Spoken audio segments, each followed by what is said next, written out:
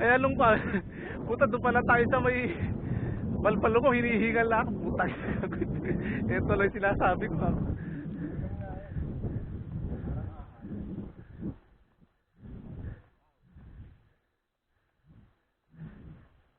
Relax lang po. Huwag kayo maggigil. Ilagay nyo sa malaki. Yung tamang kwan lang po eh. Tamang straw. Oo. Nakabato eh. Yung tamang isang padyak lang po.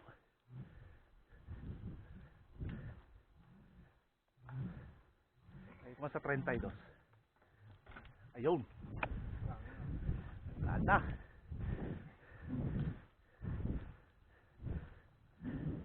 Yun sabi ni Kuya Okan eh, huwag kang kaanong gigil.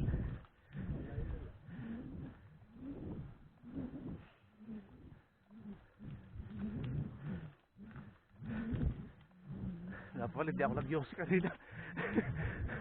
Lagyan. Hindi sana ako ganito kahingal eh. Talaga yung galing ka rito, kung hindi nag-yoyosi. Oh. Ay, nakasagad na ako eh. Makagat na akong monobela ko eh. Ito, patapos na.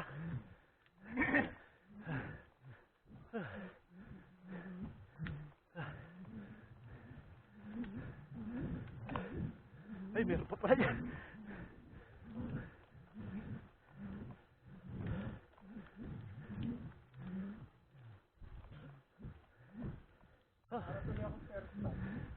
Ha?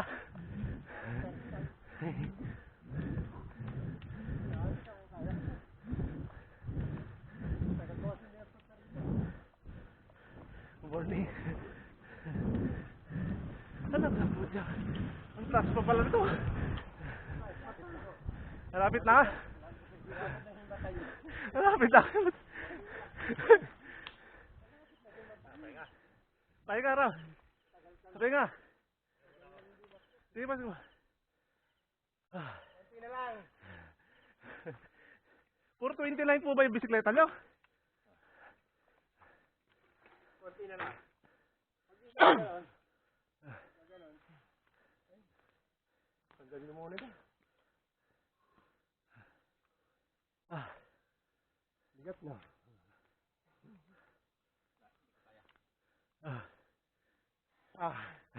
Kaya ba? Ganito lang ako.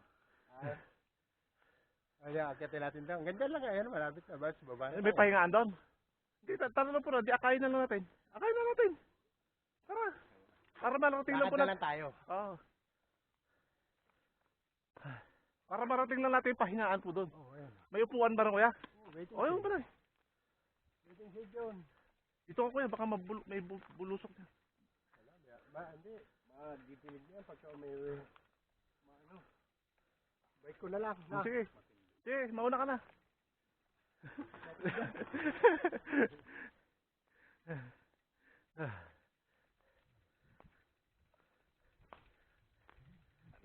Sinagad nyo ba, Ninang?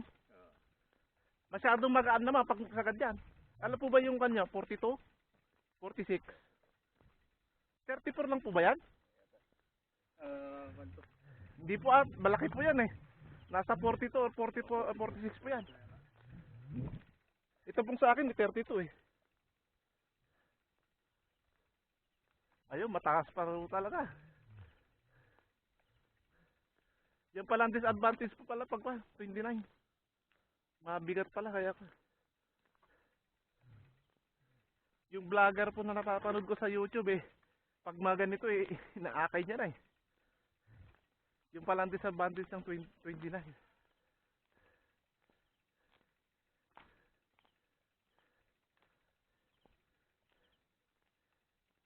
Kahit si Kuya Pandong po nun, napasubo rin kami dalawa nun eh, doon sa... First time ko talaga makita ito, ganitong matindi. Apo. Doon po sa may Villa Verde, narating nyo na po. Oo, doon sa van. Pero may pahinga kami doon. Ang haba rin naman ng man doon, nakyakin. Pero hindi ganito na matindi slope. Apo. Steep. Yung dahan-dahan. Doon naman po, Kwan, bali, mula lupaw hanggang doon po sa may paanan doon kami nagpahinga sa may paanan.